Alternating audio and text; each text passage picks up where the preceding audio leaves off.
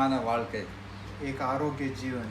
தேவன் நம்ம எல்லாரும் ஆரோக்கியமாக சுகமாக இருக்க வேண்டும் என்று அவர் விரும்புகிறார். परमेश्वर चाहता है कि हम सब अपने आरोग्य से और सुखी से रहने पाए। அல்லேலூயா அல்லேலூயா.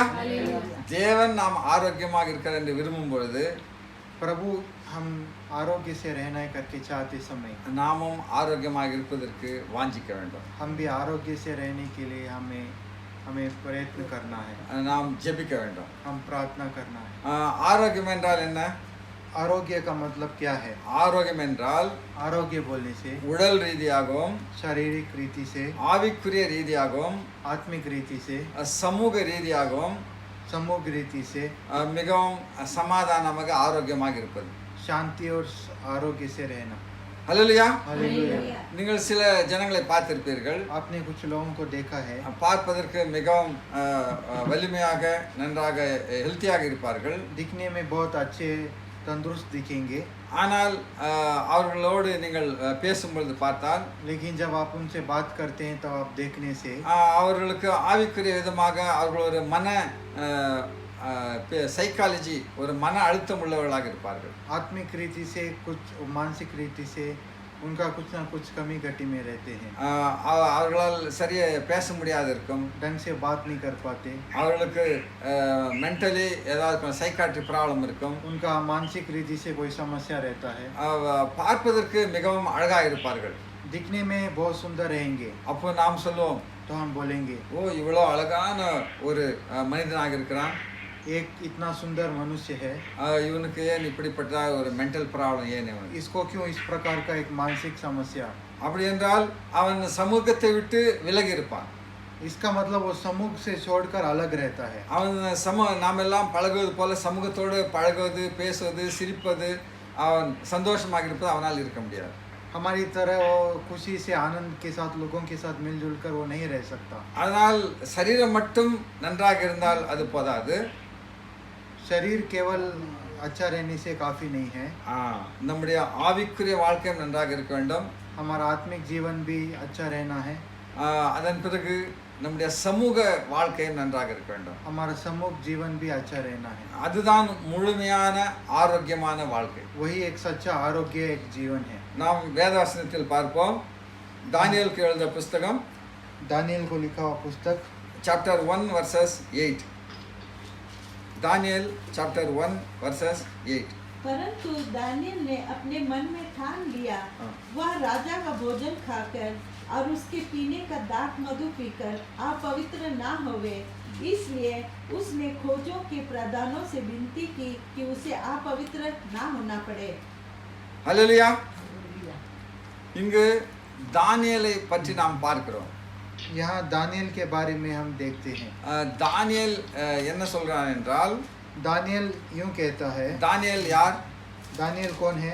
இஸ்ரேலிலிருந்து சிறைப்பிடி அந்த பாபிலோன் தேசத்து நேபுகாத்நேச்சர் இஸ்ரேல் வாலிபர்களை சிறைப்பிடித்து கொண்டு பாபிலோனுக்கு போய்விட்டார்கள்.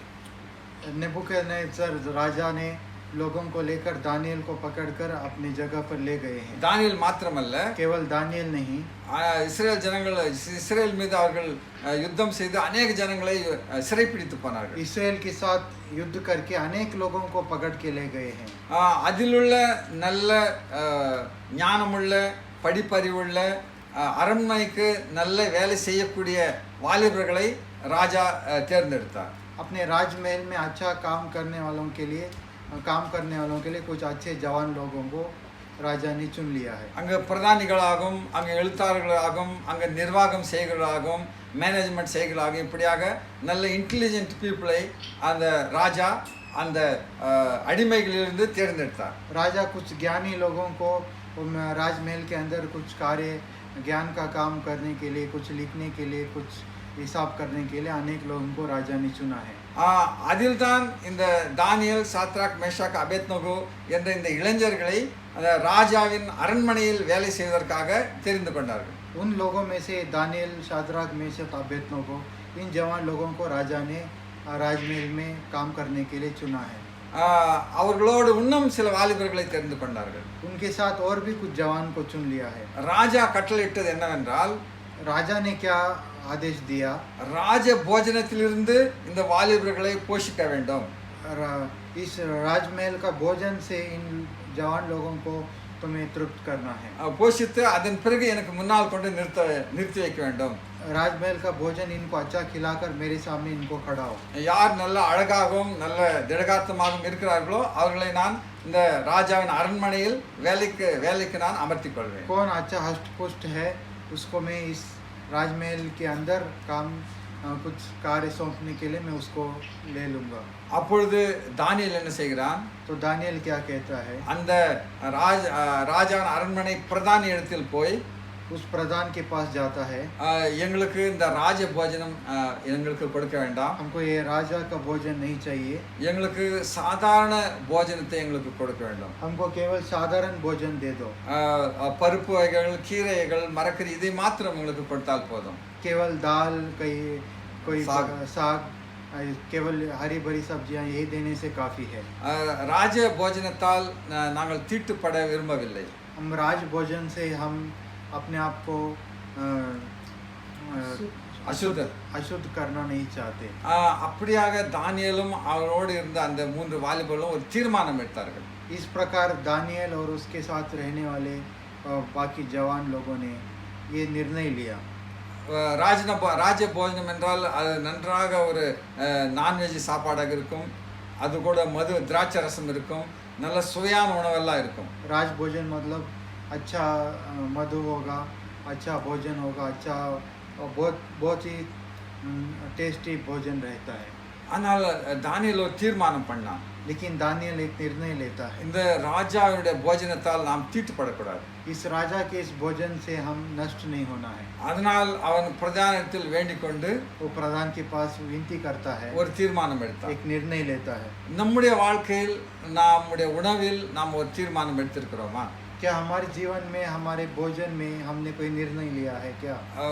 சாப்பாடு, நம்முடைய பானம் பண்ணுதல், நம்முடைய புகையிலை பயன்படுத்தல், இதில் நாம் ஒரு தீர்மானம் இருக்கிறதா? हमारा भोजन या हमारा कोई भी पदार्थ हो उसमें हमने कुछ निर्णय लिया है क्या? இதெல்லாம் சரீரத்துக்கு ஒரு சரியாக பயன்படுத்தாவிட்டால் அது தீட்டாக இருக்கும். अगर कोई भी वस्तु शरीर को सही रीति से उपयोग नहीं करेंगे तो हमारे शरीर को हानि पहुंचाएगा। வேதத்தின்படி விலக்கி இருக்கிற உணவுகளையும் वचन के अनुसार निर्धारित किया भोजन को இல்லைன்னா விலக்கி இருக்கிற மதுபானங்களையும் या वचन के अनुसार आपको जो नहीं करना उन मधुपान को, இல்லை விலக்கி இருக்கிற புகையிலை வெற்றிலை பார்க்க போடுவது, இப்படியான தேவையில்லாத காரியங்களை எல்லாம் நான் பயன்படுத்தும் பொழுது या पान खाना, ऐसे अनेक वस्तुओं को जब हम उपयोग करते हैं அது நம்முடைய சரீரம் அது தீட்டுப்படும். वो हमारा शरीर जो है वो दुष्ट होता है, नष्ट होता है। இந்த சரியான ஒரு ஃபுட் டிசிப்ளின் இல்லாததனால் एक सही तरीके का भोजन में अगर हमारा इच्छा नहीं है तो அநேக வியாதிகள் ஜனங்களை சந்திப்பதை நாம் பார்த்திருக்கிறோம். हम देखें कि अनेक बीमारी लोगों को हुआ है। இதெல்லாம் அவருடைய உணவு பழக்கம் சரியில்லாதனால் அவர்கள் வியாதிஸ்தராக இருக்கிறார்கள். उनका खाने पीने का तरीका ठीक नहीं होने के नाते वो आज बीमार है। சில ஜனங்கள் சொன்னார், எனக்கு பிபி இருக்கிறது, சுகர் இருக்கிறது, அல்சர் இருக்கிறது என்று. அப்போ அது தானாகவே பல வியாதிகள் அவர்களுக்கு வந்திருக்கும். कुछ लोग कहते हैं मेरे को बीपी है, मेरे को अल्सर है, ये है वो है, अपने आप ये कुछ बीमारियां उनको आया रहता है। ராஜா வீட்டு போஜனம் மிகவும் நம்பர் 1. ராஜா சாப்பிடுகிற போஜனம் எப்படி இருக்கும்? राजा का महल का जो भोजन है वो नंबर 1 होता है। राजा का भोजन नंबर कैसे रहता है? ராஜா எப்படி கெட்டு போன சாப்பாடா சாப்பிடுவார்? क्या राजा एक खराब हुआ वस्तु खाएगा क्या? அப்படிப்பட்ட ராஜ போஜனத்தையே தானியேல் அவர் தீர்மானம் எடுக்கிறார், நான் ராஜாவினுடைய வீட்டு சாப்பாடு சாப்பிட மாட்டேன். इस प्रकार का राजा का भोजन ही मैं नहीं खाऊंगा करके दानियल निर्णय लेता है। அதை சாப்பிட்டு என் சரீரத்தை நான் தீட்டுப்படுத்த மாட்டேன். उसको खा के मैं अपने शरीर को अशुद्ध नहीं करूंगा। நீங்கள் உங்களுடைய சரீரத்தை ஆரோக்கியமாகவும் பலமாகவும் நீங்கள் வளர்க்க வேண்டும் என்றால், இருக்க வேண்டும் என்றால், आप अपने शरीर को आरोग्य और बल से अगर रखना है तो நீங்கள் ஒரு நிர்ணயம் எடுக்க வேண்டும். आप लोग एक निर्णय लेना है। நான் இந்த தீட்டான உணவுகளை நான் சாப்பிட மாட்டேன். मैं ये सब दुष्ट अशुद्ध चीज़ों को मैं नहीं खाऊंगा। தீட்டான இடத்தில் படைக்கப்பட்ட செய்யப்பட்ட உணவுகளை நான் சாப்பிட மாட்டேன். अशुद्ध जगहों पर बनाए हुए चीज़ों को मैं नहीं खाऊंगा, ஏனென்றால் क्योंकि இந்த சரீரமானது இது தேவனால் கொடுக்கப்பட்ட ஒரு பரிசாக இருக்கிறது. ये शरीर जो है ये प्रभु के ओर से दिया हुआ एक इनाम है। இது நம்முடைய சரீரம் அல்ல. ये हमारा शरीर नहीं है। இந்த சரீரத்தை தேவனிடமிருந்து நாம் கிரயமாக பெற்றிருக்கிறோம். ये शरीर को हम प्रभु के ओर से हम क्रिया के जरिए प्राप्त किए हैं। கிரயம் என்றால் நாம் அது வாடகைக்கு நாம் பெற்றிருக்கிறோம். क्रिया मतलब एक भाड़े के लिए हम लिए हैं। இப்போ ஒரு வீடு வாடகைக்கு எடுக்கிறோம். अगर एक घर भाड़े में लेते हैं, அது நாம் சுத்தமாக வைக்காவிட்டால் அவர்கள் அந்த ஓனர் என்ன சொல்வார்? अगर उस घर को हम साफ सुथरा नहीं रखेंगे तो ओनर क्या कहेंगे? சீக்கிரம் காலி பண்ணிட்டு போங்க என்ன? जल्दी खाली करके जाओ बोलेंगे। ஹல்லேலூயா. हालेलुया। நீங்கள் 1 கொரிந்தியன் சாப்டர் 6:20 अब पहला कोरिन्थियों उसका 6वां अध्याय 20 उसका 20वां वचन।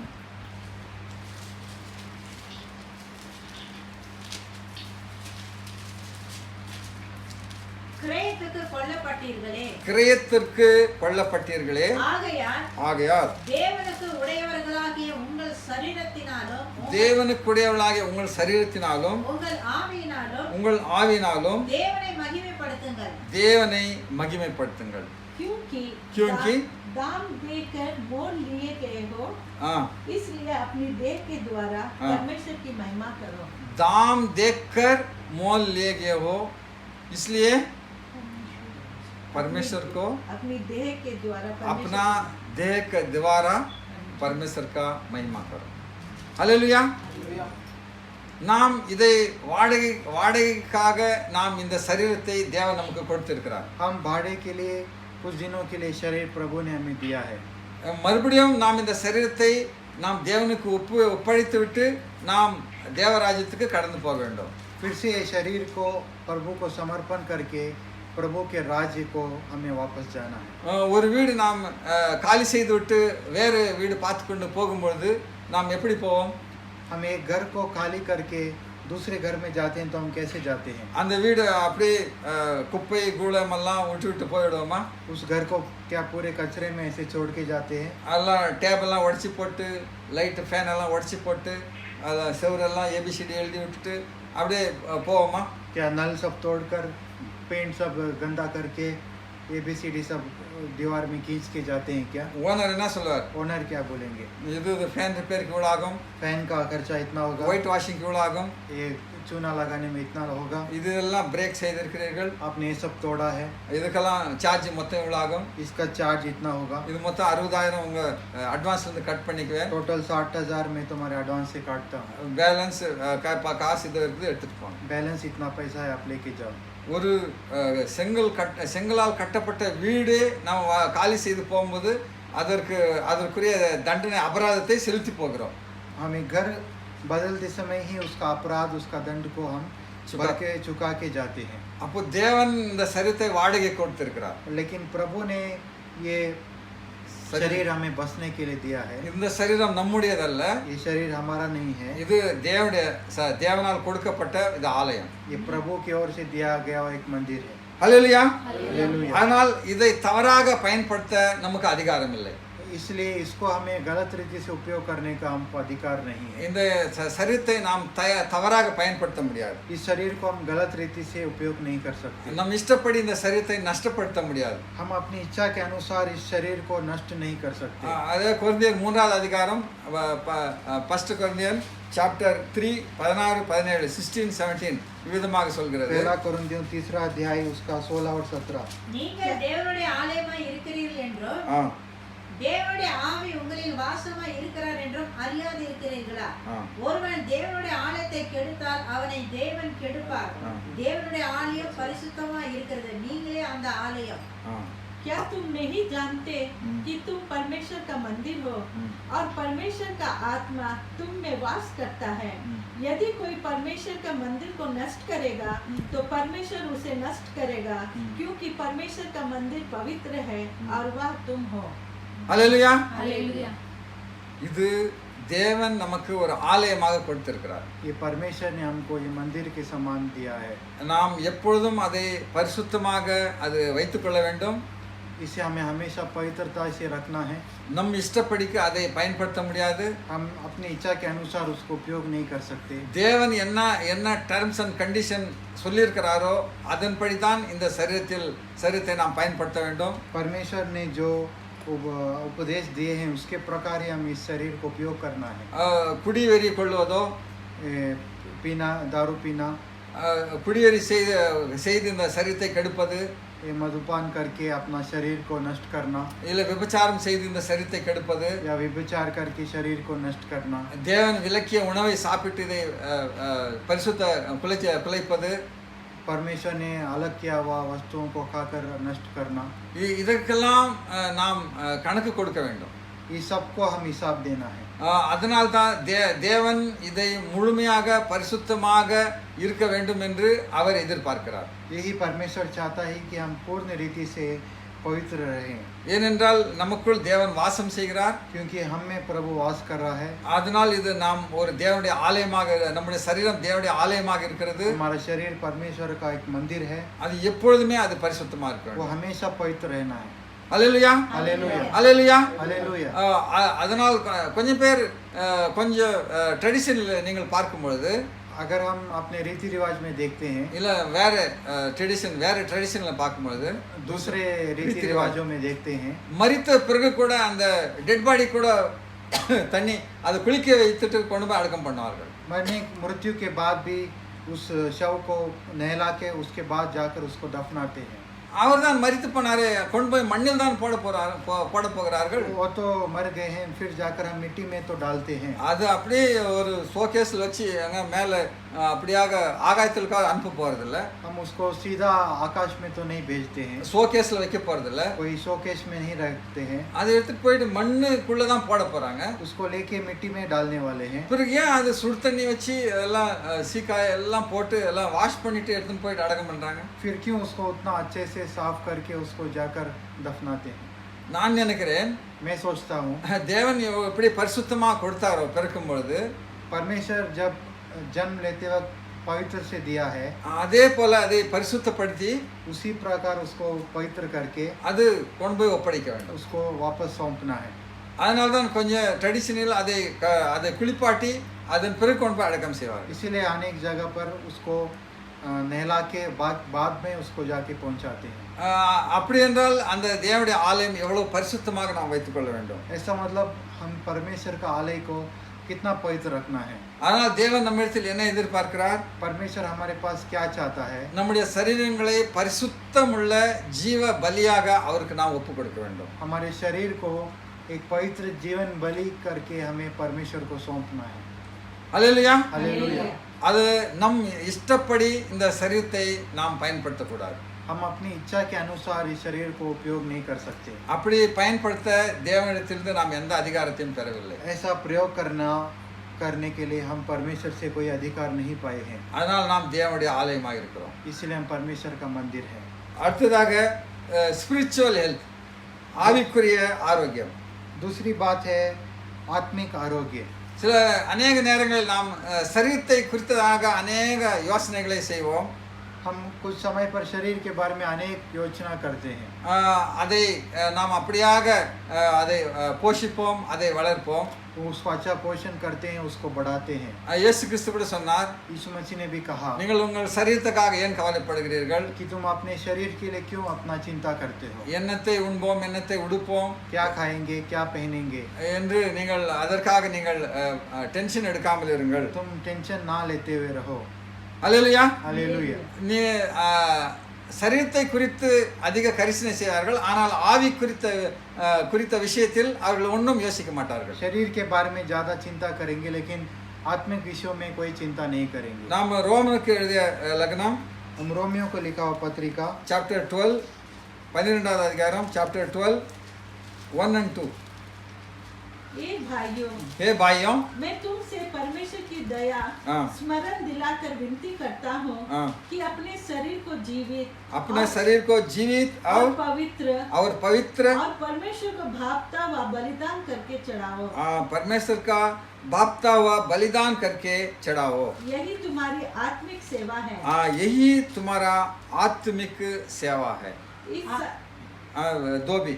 इस संसार के सदस्य ना बनो, हाँ परंतु तुम्हारे मन के नए हो जाने से हाँ। तुम्हारा चाल चलन भी बदलता जाए, हाँ। जिससे तुम परमेश्वर को भली और भावती और सिद्ध इच्छा अनुभव से हाँ। मालूम करते रहो।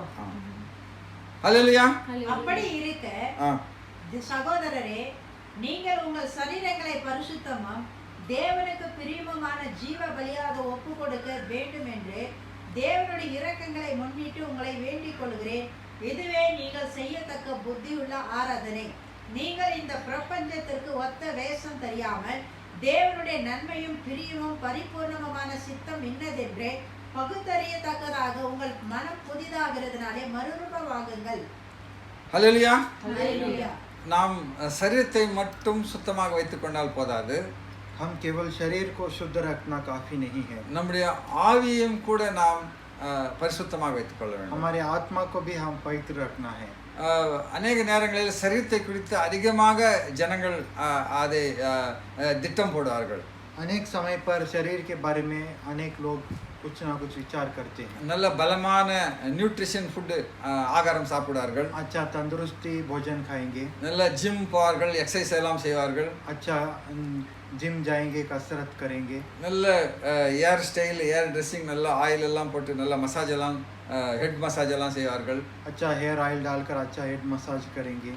பார்லருக்கெல்லாம் சில பார்லருக்கெல்லாம் போய் பைசா செலவு செய்து தன் பாடி மெயின்டைன் பண்ணுவார்கள். पार्लर को सब जाके पैसा खर्च करके अपना बॉडी को मेंटेन करेंगे. பிறகு சண்டே எல்லாம் ஆயில் பாத் எடுத்து எல்லாம் மசாஜ் எல்லாம் செய்து பாடி நல்லா ஃபிட்டாக வைத்துக் கொள்வார்கள். इतवार को अच्छा बॉडी सब मसाज करके बॉडी को फिट से रखेंगे. ஆனால் ஆவிக்குரிய ரீதியில் लेकिन आत्मिक रीति से அந்த ஆவிக்குரிய காரியத்தை அதற்கு விலகி இருப்பார்கள். आत्मिक कार्यों से वो अलग रहेंगे. அதனால் தான் பவுல் சொல்கிறார், प्रेरित पौल यूं कहते हैं, ஆவி ஆத்துமா சரீரம் இது பூர்ணமாக அது காக்கப்பட வேண்டும், அது பரிசுத்தமாக இருக்க வேண்டும். आत्मा शरीर ये सब अच्छा पवित्रता से इसका रखवाली करना है. நம்முடைய ஆவியும் நம்முடைய ஆத்துமாவும் நம்முடைய சரீரமும் முழுமையாக அது காக்கப்பட வேண்டும். प्राण आत्मा और हमारा शरीर पूर्ण रीति से हमें रक्षा करना है. நாம் எதை யோசிக்கிறோமோ அது நம்முடைய ஆவியின் மீது ஒரு தாக்கத்தை உண்டு பண்ணும். हम जिस चीज़ को ज़्यादा चिंता करते हैं वो हमारे प्राण के ऊपर ज़्यादा उस पर दबाव डालता है. அதாவது நல்லவைகள் யோசித்தால் நம்முடைய ஆவிக்கு அந்த நல்லவைக்குரிய தாக்கம் ஏற்படும். கெட்டவைகள் யோசித்தால் கெட்டதுக்குரிய காரியங்கள் அது அந்த தாக்கம் ஏற்படும். हम अच्छे बातों को सोचने से वो चीज़ हमारे प्राण में अच्छा दबाव डालता है. बुरे चीज़ों को हम सोचने से हमारे प्राण को बुरे तरीके से वो दबाव डालता है. நாம் என்ன யோசிக்கிறோமோ அது நம்முடைய ஆவிக்கு அந்த இம்பேக்ட், அந்த தாக்கத்தை ஏற்படுத்தும். हम जो सोचते हैं विचार करते हैं ज़्यादा वो हमारे प्राण को ज़्यादा दबाव डालता है. நம்முடைய எண்ணம், நம்முடைய ஆவிக்குரிய வாழ்க்கை நம்முடைய சரீரத்தை அது ஆளுகை செய்யும், சரீரத்தை அதை கண்ட்ரோல் செய்யும். हमारा विचार हमारा आत्मिक जीवन हमारा शरीर को बदलावट करता है. நல்ல எண்ணம், நல்ல சிந்தைகளை நாம் யோசித்து அதை செயல்படுத்தினால் நம்முடைய சரீரம் அப்படியாக அது நல்ல காரியங்களுக்கு அது செயல்படும். अच्छा विचार अच्छा सोच विचार रखने से हमारे शरीर को अच्छे मार्ग में लेके जाता है. நல்ல ஆரோக்கியமான சரீரம் அது மனதை அது சந்தோஷிப்பிக்கும். एक आरोग्य शरीर अपने मन को बहुत खुश रखता है. ஆனால் நம்முடைய ஆவி ஆத்மா சரீரத்தினால் நாம் தேவனுக்கு ஒரு பலியாக நாம் அர்ப்பணம் செய்ய வேண்டும், தேவனுக்கு நாம் ஆராதிக்க வேண்டும். इसीलिए हम अपना आत्मा प्राण और शरीर से प्रभु को अच्छा एक भेंट चढ़ाना है. உண்மையான ஆராதனை எது என்று சொல்கிறார்கள்? सच्चा आराधना क्या है? நம் முழு மனதோடும் முழு ஆத்மாவோடும் முழு பலத்தோடும் நாம் தேவனை ஆராதிக்க வேண்டும். पूरे मन से पूरे प्राण से और अपने पूरे बल से प्रभु की आराधना करना. முழு பலத்தோடு என்றால் நமக்கு நல்ல ஒரு ஆரோக்கியமுள்ள சரீரத்தோடு கூட ஆராதிப்பது. पूर्ण बल बोलने से अपना एक आरोग्य एक शरीर के साथ आराधना करना. முழு ஆவியோடும் முழு சிந்தையோடும் என்றால் நம்முடைய முழு பரிசுத்தமான ஆவியோடும் பரிசுத்தமான ஆத்மாவோடும் நாம் தேவனை ஆராதிப்பது. पूर्ण आत्मा से मतलब अपने एक पवित्र आत्मा से हम आराधना करना. தினமும் நம்முடைய எண்ணம், நம்முடைய சிந்தை, நம்முடைய செயல் இதை நாம் தேவனுக்கு நாம் சமர்ப்பணம் செய்ய வேண்டும். प्रतिदिन हमारा सोच विचार और हमारा जो कार्य है वो प्रभु के पास हमें समर्पण करना है। அதாவது பவுல் சொல்லுகிறபடி அதை நாம் ஜீவ பலியாக ஒப்பு கொடுக்க வேண்டும்.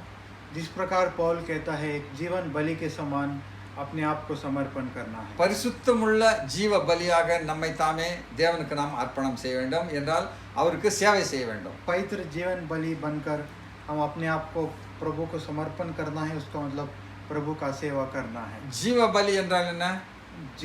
जीवित बलि बोलने से क्या है? அப்படியே ஆடு ஒரு உயிருள்ள ஆடு கொண்டு வந்து வெட்டுறாங்க அது மாதிரியா? एक जीवित मेमने को लेके आके बलि चढ़ाते हैं, वो है क्या? அப்படி இல்லை. वैसा नहीं। தன் மண் தன் மற்றும் அதுக்கு அப்பால் நம்முடைய தாளந்துகள் இதை தேவனுக்கு நாம் சமர்ப்பணம் तन செய்யணும். मन धन और अपने टैलेंट से अपने प्रभु को समर्पण करके उसकी आराधना करना। இதோடு கூட நேரத்தையும் நாம் தேவனுக்கு கொடுக்க வேண்டும். और इसके साथ अपना समय भी परमेश्वर को देना है। அதுதான் ஜீவ பலி. वही जीवित बलि है। நம்முடைய நேரத்தையும் हमारा समय, நம்முடைய ஆரோக்கியத்தையும் அதாவது நம் சரீரத்தையும் हमारा आरोग्य, हमारा शरीर को, நம்முடைய சம்பத்தையும் हमारी संपत्ति को நம்முடைய ஆவி ஆத்மாவையும் और हमारा प्राण और आत्मा को, நம்முடைய தாளந்துகளையும் हमारे हर एक टैलेंट को, இதை முற்றிலுமாக தேவனுக்கு நாம் இதை கொண்டு தேவனுக்கு சேவை செய்ய வேண்டும், ஊழியம் செய்ய வேண்டும். इन सब को देकर प्रभु की सेवा करना है और प्रभु की सेवकाई करना है। அதுதான் ஜீவ பலியாக தேவனுக்கு ஒப்பு கொடுப்பது. वही जीवित बलि होकर परमेश्वर को समर्पण करना होता है। இல்லை ஆலயத்துக்கு போகிறேன் என்று ஆலயத்துக்கு வந்து ஒரு 5 நிமிடம் ஒரு ஜெபம் செய்துவிட்டு போவது மாத்திரமல்ல. हम आलय को जाते हैं करके आलय में आकर सिर्फ 5 मिनट प्रार्थना करके जाना नहीं। தினமும் நம்முடைய நேரத்தை, நம்முடைய சரீரத்தை, நம்முடைய தாளந்துகளை, நம்முடைய ஆவியை, நம்முடைய சம்பத்தை தேவனுக்கு நாம் சமர்ப்பிக்க வேண்டும். प्रतिदिन हमारा टैलेंट को, हमारा समय को, हमारे आत्मा को, शरीर को प्रभु के लिए समर्पण करना।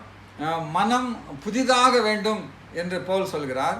प्रेरित पौल कहते हैं कि अपना मन को नया बनाओ करके। 12வது அதிகாரம் रोमन्स चैप्टर 12 वर्सेस 2 रोमियो का 12 अध्याय उसका 2 वचन। इस संसार के सदस्य ना बनो, परंतु तुम्हारे मन के नए हो जाने से तुम्हारा चाल चलन भी बदलता जाए, जिससे तुम परमेश्वर की भली और भावती और सिद्ध इच्छा अनुभव से मालूम करते रहो। நீங்கள் இப்பிரபஞ்சத்திற்கு ஒத்த வேஷம் தெரியாமல் தேவனுடைய நன்மையும் பிரியமும் பரிபூர்ணமான சித்தம் இன்னதென்று பகுத்தறியத்தக்கதாக உங்கள் மனம் புதிதாகிறதுனாலே மறுரூபமாகுங்கள். இங்கு மனம் புதிதாகி நாம் தேவனை நாம் தொழுது கொள்ள வேண்டும். हम एक नए मन से प्रभु को हम भाव की और सिद्ध इच्छा अनुभव से मालूम करते हैं। மனம் புதிதாக வேண்டும் என்றால் எப்படி ஆக வேண்டும்? नया मन से होना है करके बोलने से कैसे होता है? புதியது ஆக வேண்டும் என்றால் பழையது அங்கிருந்து ஒழிய வேண்டும். नया होना है तो पुरानी बातें वहाँ पे नष्ट होना है, அங்கு அகற்ற வேண்டும், वहाँ पे दूर होना है। அப்பொழுதுதான் அது புதியதாக அது மாறும். तभी वो नया बदलेगा। இப்பொழுது ஒரு பழைய வீடு இருக்கிறது, अभी कोई पुराना घर है, அங்கே ஒரு பெரிய பில்டிங் கட்ட வேண்டும், वहाँ एक बड़ा बिल्डिंग बनाना है। அது அப்படியே இருக்கட்டும், वो ऐसे ही रहने दो, அதுக்குள்ளே அங்கங்கே பில்லர் போட்டு அப்படியே வீடு கட்டுங்க. वो वैसे ही रहने दो, वहाँ अलग अलग पिलर लगा के घर बनाओ। 5 ஃப்ளோர் 6 ஃப்ளோர் கட்டுங்க, 5 फ्लोर या 6 फ्लोर बनाओ। அந்த மாதிரி கட்ட முடியுமா? क्या ऐसे बना सकते हैं? அது பழையதை என்ன செய்ய வேண்டும்? முதலாவது அகற்ற வேண்டி வரும். पुराने बिल्डिंग को क्या करना है? हटाना पड़ेगा। அதன் பிறகுதான் 6 ஸ்டோரி 7 ஸ்டோரி பில்டிங் அங்கே நன்றாக கட்ட முடியும். उसके बाद ही वहाँ 6 या 7 फ्लोर बिल्डिंग बना सकते हैं। அப்படியாக மனம் புதிதாக வேண்டும் என்றால் मन इसी प्रकार नया होना है तो பழைய சுபாவங்கள் அதை அகற்ற வேண்டும், அகற்றி போட வேண்டும். पुराना स्वभाव जो है उसको निकालना है। அந்த பவுல் சொல்கிறது போல प्रेरित पौल जिस प्रकार कहते हैं, இந்த உலகத்தை இந்த பிரபஞ்சத்திற்கு தகுந்த வேஷம் போடக்கூடாது. इस संसार के सदृश ना बनो। தேவனுடைய நன்மை பிரியமும் பூர்ணமான சித்தம் இன்னதென்று பகுத்தறிய வேண்டும். परंतु तुम्हारे मन के नए हो जाने से तुम्हारा चाल चलन भी बदलता जाए, जिससे तुम परमेश्वर की भली और भावती और सिद्ध इच्छा अनुभव से मालूम करते रहो। தேவனுடைய நன்மை எது, பிரியம் எது, தேவனுடைய பூர்ணமான சித்தம் எது என்பதை நாம் அறிந்து அதை நாம் பெற்றுக்கொள்ள வேண்டும். परमेश्वर की भलाई क्या है, प्रभु की सिद्ध इच्छा क्या है, उसको जानकर परिपूर्ण होना है। பழைய சுபாவமாகிய பொல்லாப்பு துர்குணம் இவைகளெல்லாம் நாம் அகற்ற வேண்டும். पुराने स्वभाव जैसे बुराई करना, दुर्गुण करना, उसको सब छोड़ के आगे बढ़ना है। அப்படி மனம் புதிதாகி நம்முடைய ஆவிக்குள் ஒரு புதிய ஒரு அனுபவத்தை நாம் பெற்றுக்கொள்ள வேண்டும். नया मन होकर आत्मा में एक नया अनुभव हमें प्राप्त करना है। அதனால் பவுல் சொல்கிறார், உங்கள் இருதயத்தை நீங்கள் காத்துக்கொள்ளுங்கள். इसीलिए प्रेरित पौल कहते हैं कि अपने मन को संभाल के रखो। உங்கள் இருதயத்தை நீங்கள் காத்துக்கொள்ளுங்கள். अपने मन को आप संभाल के रखो। ஏனென்றால் உலகத்தில் இருக்கிற இந்த காரியங்கள் எல்லாம் உங்களுடைய இருதயத்தை என்ன செய்யும்? அது மாசுபடுத்தும். क्योंकि संसार में रहने वाले सारे कार्य तुम्हारे मन को कैद करेगा। அதனால் உங்கள் இருதயத்தை நீங்கள் காத்துக்கொள்ள வேண்டும். इसलिए अपने हृदय को आप रखवाली करो। அவர்களுடைய இருதயத்தை அவர்கள் பொல்லாப்புக்கும் துர்குணத்திற்கும் கேட்டுக்கும் அவர்கள் காத்துக்கொள்ள வேண்டும். अपने अपने हृदय को वे व्यक्ति बुराई से, नष्ट से बचा के रखना है। இப்போ ஒரு மொபைல் நாம அதை ஓபன் செய்து ஆப்பெல்லாம் பார்க்கும்பொழுது அதில் என்னென்ன இருக்கிறது? जब हम मोबाइल खोल के ऐप में देखते हैं तो क्या क्या आता है? அதில் நல்ல காரியங்களை விட அதிகமான குப்பையான காரியங்கள் தான் இருக்கிறது. जो भी हम मोबाइल में देखते हैं अच्छे कार्यों से बढ़कर कूड़े के कार्य, कचरा कार्य ही ज़्यादा है। அந்த குப்பையெல்லாம் எடுத்து நம்ம தலைமையில் போட்டுக்கொண்டால் நமக்கு எப்படி இருக்கும்? उस सारे कचरे को उठाकर अपने सर में डालने से कैसा होगा? நம்முடைய எண்ணம், நம்முடைய சிந்தை, நம்முடைய மைண்ட், நம்முடைய இருதயம் இதெல்லாம் குப்பை கொட்டுகிற குப்பை தொட்டியா? क्या हमारा सोच विचार हम सब कुछ ये क्या एक कूड़ा डालने वाला कूड़ादान है? இது குப்பை தொட்டி கிடையாது. எல்லா குப்பையும் எடுத்துக்கொண்டு இது உள்ள போட்டுக்கொள்ளு. ये कोई कूड़ादान नहीं है जहाँ पे आप सारा कचरा और कूड़ा डालें। நீங்கள் மொபைல் ஓபன் செய்தால் அதில் நிறைய குப்பை தான் அதிகமாக இருக்கும். आजकल मोबाइल ओपन करने से ज़्यादा कचरा ही अंदर आता है। அது நமக்கு தேவையில்லாத குப்பை.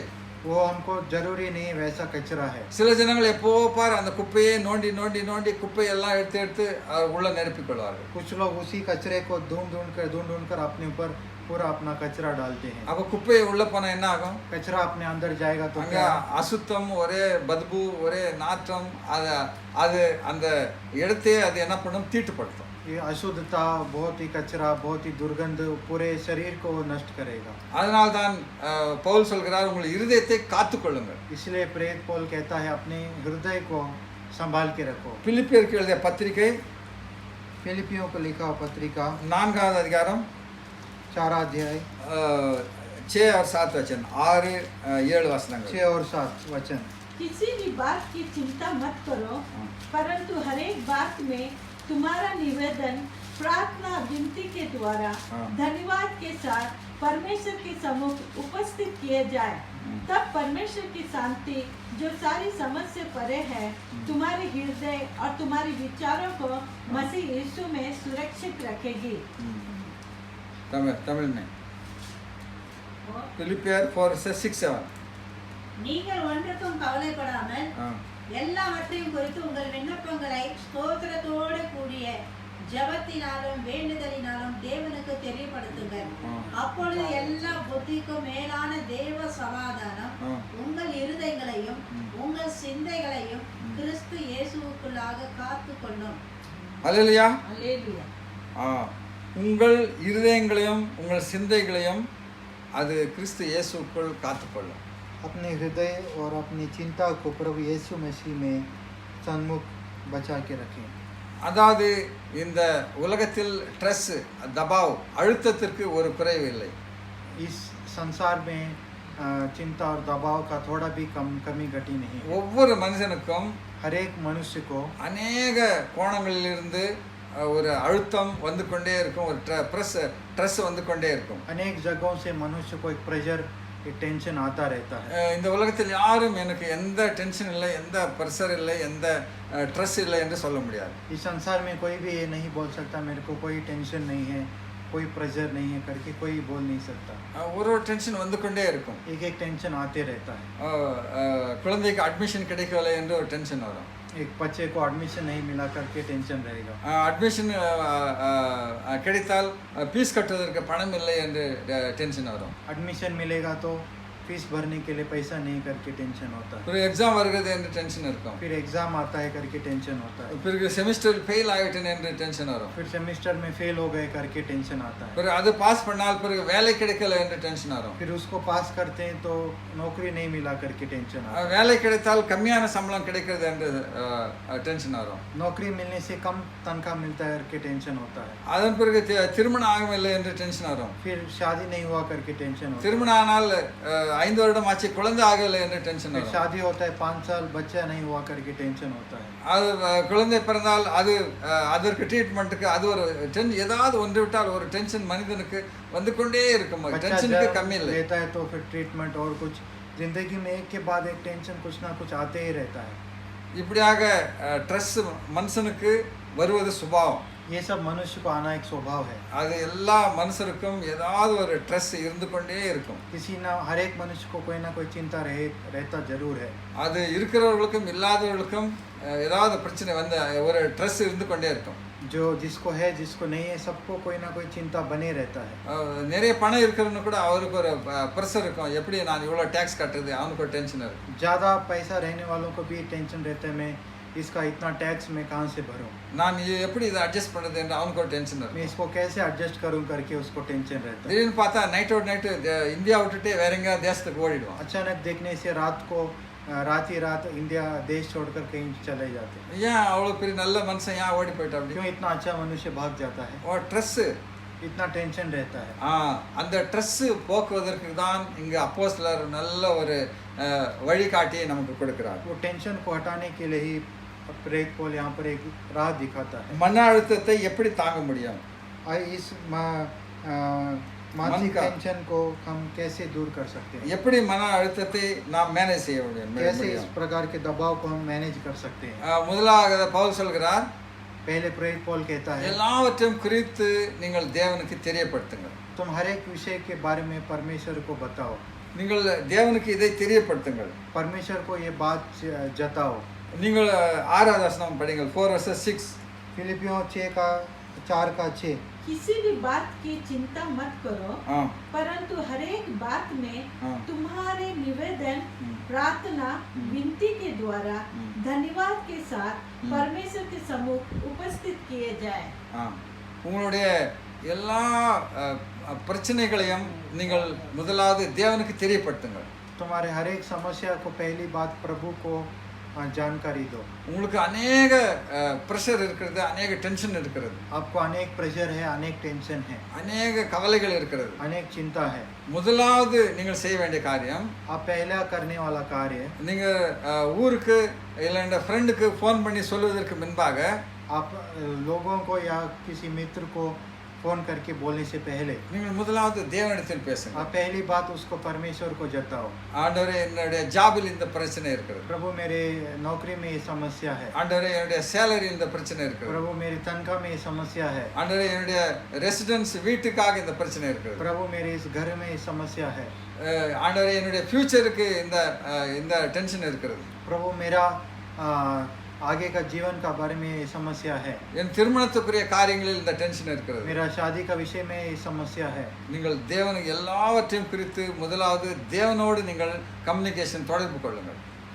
आप इन विषयों को लेकर सीधा प्रभु के साथ आप बात करने पाए, அப்பொழுது தேவன் அவர் சமாதானத்தின் தேவன், तो प्रभु शांति का परमेश्वर है, அந்த ட்ரெஸ்ஸை எல்லாம் அவர் நீக்கி போடுவார். वो सारे चिंता को प्रभु दूर करेगा, அப்பொழுது உங்களுக்கு மனிதனுடைய சமாதானம் அல்ல, அந்த தெய்வீக சமாதானம் உங்களுடைய இருதயத்தை அது நிரப்பும். तो मनुष्य का शांति नहीं लेकिन वो परमेश्वर का शांति आपके मन में भरपूर होगा। 7வது வசனத்தை படிங்கள். 7वां वचन पढ़ने पाए, तब परमेश्वर की शांति हाँ। जो सारी समझ से परे है हाँ। तुम्हारे हृदय हाँ। और तुम्हारे विचारों को मसीह यीशु में सुरक्षित रखेगी। हाँ। அல்லேலூயா. அப்பொழுது எல்லா புத்திக்கும் மேலான தெய்வீக சமாதானம் உங்கள் இருதயத்தை நிரப்பும். आपका मन को भरेगा. तो हर एक तब परमेश्वर का शांति सारे समझ से जो परे हैं तुम्हारे हृदय और तुम्हारे विचारों को मसीह यीशु में सुरक्षित रखेगी। இயேசு கிறிஸ்துவுக்குள் உங்களுடைய இருதயம் அப்பொழுது காத்துக்கொள்ளப்படும். यीशु मसीह में आपका हृदय उस समय बचाया जाएगा। அந்த எல்லா அந்த டென்ஷனுக்கும் ஒரு வழி திறக்கப்படும். उस सारे चिंता को एक एक मार्ग परमेश्वर खोलेगा। சமாதானம் கிடைக்காத பிரச்சனைக்கெல்லாம் அங்க தெய்வீக சமாதானம் உண்டாகும். जो शांति नहीं मिलता है समस्या में, परमेश्वर का एक शांति मिलेगा। அந்த தெய்வீக சமாதானத்தால் உங்களுடைய இருதயத்தை அவர் சந்தோஷப்படுத்துவார். और परमेश्वर की शांति से परमेश्वर आपके मन को सुरक्षित रखेगा। அந்த அதனால தான் இயேசு கிறிஸ்து சொன்னார், इसलिए यीशु मसीह ने कहा, வருத்தப்பட்டு பாரம் சுமக்கிறவர்களே நீங்கள் என்னிடத்தில் வாருங்கள். बोझ उठा के चलने वाले मेरे पास आओ। நீங்கள் டாக்டர் இடத்தில் போங்கள், வக்கீல் இடத்தில் போங்கள், நீங்கள் சர்பஞ்ச் இடத்தில் போங்கள் என்று இயேசு கிறிஸ்து சொல்லவில்லை. आप डॉक्टर के पास जाओ, वकील के पास जाओ, सरपंच के पास जाओ करके प्रभु ने नहीं कहा। அதுக்கு பிறகு நீங்கள் போவீர்கள், அதுக்கு பிறகு தேவன் உங்களை வழி நடத்துவார், அப்பொழுது நீங்கள் அங்கெல்லாம் போவீர்கள். उसके बाद प्रभु आपको चलाएगा। முதலாவது இயேசு அழைப்பு எடுத்திருக்கிறார். पहली बात प्रभु ने पुकारा है, நீங்கள் வருத்தப்பட்டு பாரம் சுமந்து டென்ஷனோட பிரஷரோட இருக்கிறவர்கள் என்னிடத்தில் வாருங்கள். बोझ उठाकर चलने वालों मेरे पास आओ, நான் இளைப்பாறுதல் தருவேன். मैं आपको सहानुभूति दूंगा। என்னுடைய நுகம் மிகவும் அது லேசானது. मेरा जो बोझ है बहुत जुआ है, जो हल्का है। என்னுடைய பாரமானது அது மிகவும் லேசானது. मेरा जो बोझ है बहुत हल्का है। நீங்கள் என்னிடத்தில் வந்து கற்றுக்கொள்ளுங்கள். आप मेरे पास आके सीखो। ஸ்ட்ரெஸ் மேனேஜ்மெண்ட் எப்படி செய்ய வேண்டும் என்று என்னிடத்தில் கற்றுக்கொள்ளுங்கள். चिंता दबाव से कैसे बच के रहना करके मैं सिखाता हूँ। நெகட்டிவ் ஸ்ட்ரெஸ்ஸை பாசிட்டிவ் ஸ்ட்ரெஸ்ஸாக நான் மாற்றி கொடுக்கிறேன். हानिकारक दबाव को अच्छे दबाव में मैं बदल दूंगा। அந்த ஸ்ட்ரெஸ் எல்லாம் நீக்கி உங்களுடைய இருதயம் தெய்வீக சமாதானத்தால் நான் நிரப்புகிறேன். मानसिक टेंशन को हटाकर मैं तुम्हारे हृदय में सहानुभूति भरूंगा। அதனால தான் இயேசு கிறிஸ்து மனுக்குலத்தை நோக்கி நீங்கள் என்னிடத்தில் வாருங்கள் என்று சொல்கிறார். इसीलिए परमेश्वर ने मनुकुल की ओर देखकर तुम मेरे पास आओ करके कहा। அப்பொழுது உங்களுடைய இருதயத்தை அவர் வாயிலாக நீங்கள் காத்துக்கொள்ள முடியும். तो आपके हृदय को उसके जरिए आप संभाल सकते हो। அநேக ஜனங்கள் அதை காத்துக்கொள்ள முடியாமல் அவர்கள் இப்படியாக தேசம் விட்டு ஓடி விடுவார்கள், இல்லை என்றால் அவர்கள் சூசைட் செய்வார்கள், இல்லை என்றால் யாரையாவது போய் மர்டர் செய்து விடுவார்கள், ஏதாவது ஒரு தவறான காரியம் செய்து விடுவார்கள். अनेक लोग इस दबाव को, टेंशन को, चिंता को संभाल नहीं पाते, कोई खुदकुशी कर लेते हैं, देश छोड़कर चले जाते हैं, किसी की हत्या कर देते हैं, ஏதாவது தவறான காரியங்களை செய்வார்கள். कोई गलत कार्य को कर देते हैं। ஆனால் இயேசு கிறிஸ்துவிடம் வரும்பொழுது, लेकिन जब आप यीशु मसीह के पास आते हैं, அதற்கெல்லாம் தேவன் ஒரு சொல்யூஷனை உங்களுக்கு வாசல்களை திறந்து உங்களுக்கு அந்த சமாதானத்தை கொண்டு வருவார். उसके लिए प्रभु एक उत्तर रखा है, उसको देखकर प्रभु आपको शांति देगा। ஆனால் எல்லாவற்றையும் தேவனுக்கு தெரியப்படுத்துங்கள். इसलिए सारे विषय को परमेश्वर को जताओ, விண்ணப்பத்தினாலும் ஜெபத்தினாலும் அவரிடத்தில் வையுங்கள். विनती और प्रार्थना से उसके पास समर्पण करो। உங்களுக்கு தேவன் அருளிய எல்லா நன்மைக்காகவும் அவருக்கு நன்றி சொல்லுங்கள், நன்றி செலுத்துங்கள். प्रभु ने आपको दिया हर एक भलाई को उसको धन्यवाद करो। உங்கள் தேவைகளுக்காக இன்னும் அவரிடத்தில் ஜெபியுங்கள். आपकी ज़रूरतों के लिए उसको और प्रार्थना करो। அதனால் அந்த தேவன் மீது எல்லா உங்களுடைய அந்த ட்ரெஸ் எல்லாவற்றையும் அவர் பாதத்தில் இறக்கி வைத்து விடுங்கள். अपना पूरा चिंता को उसके पाद पड़ी में समर्पण करो। அதனால் தான் இயேசு கூட சொல்கிறார், நீங்கள் என்னிடத்தில் வைத்து விடுங்கள், உங்களுடைய பாரங்களை என்னிடத்தில் விட்டு விடுங்கள். इसलिए यीशु मसीह भी कहता है, अपने बोझ को मेरे पास छोड़ दो। ஒரு கீழான ஒரு ஊழியன், ஒரு சேவகன் என்ன செய்வான், தன்னுடைய பிரச்சனைகளை தன் எஜமானனுக்கு சொல்லிவிட்டு இவன் சமாதானமாகிவிடுவான். एक छोटा जो सेवकाई करने वाला क्या करता है, अपनी समस्या को परमेश्वर को बचाकर वो चुपचाप हो जाता है। ஒரு போலீஸ்க்கு எதனா ஒரு பிரச்சனை என்றால், एक पुलिस को अगर कोई समस्या होता है तो அவன் எஸ்ஐயிடம் சொல்லிவிட்டு அவன் ஃப்ரீ ஆகிடுவான். वो अपना एसआई को बोलकर वो चुपचाप हो जाता है। ஒரு எஸ்ஐக்கு எதனா பிரச்சனை என்றால், एक एसआई को कोई समस्या है तो அவன் டிஎஸ்பிக்கு அந்த பிரச்சனை, இந்த ஊரில் இந்த பிரச்சனை டிஎஸ்பிக்கு சொல்லிவிட்டு அவன் ஃப்ரீ ஆகிடுவான். वो डीएसपी को समस्या बोलकर वो फ्री हो जाता है। அவர் அதை பார்த்துக்கொள்வார். वो उसको देख लेता है, இல்லை என்றால் அவர் என்ன செய்ய வேண்டும் என்று அவர் அதுக்கு சொல்யூஷன் கொடுப்பார். या वो क्या करना है उसका सलूशन वो दे देते हैं। நமக்கு எல்லாவற்றிலும் மேலானவர் நம்முடைய தேவனாகிய கிறிஸ்துவாக இருக்கிறார். हमारे लिए सबसे ऊंचा हमारा मसीह यीशु है। அவரிடத்தில் இல்லாத சொல்யூஷன் இல்லை, எல்லா சொல்யூஷனும் அவரிடத்தில் उसके இருக்கிறது. पास हर एक सवाल का उत्तर है। நம்முடைய ப்ரெஷர் எல்லாம், டென்ஷன் எல்லாம் அவரிடத்தில் நாம் வைத்து விடுவோம். हमारा हर एक टेंशन और चिंता को उसको हम सौंप देंगे। बोझ को अपने यीशु पर रख दो. உங்களுடைய பாரத்தை அவர் மீது வைத்து अपना बोझ விடுங்கள். को यीशु के ऊपर चढ़ा दो। அவர்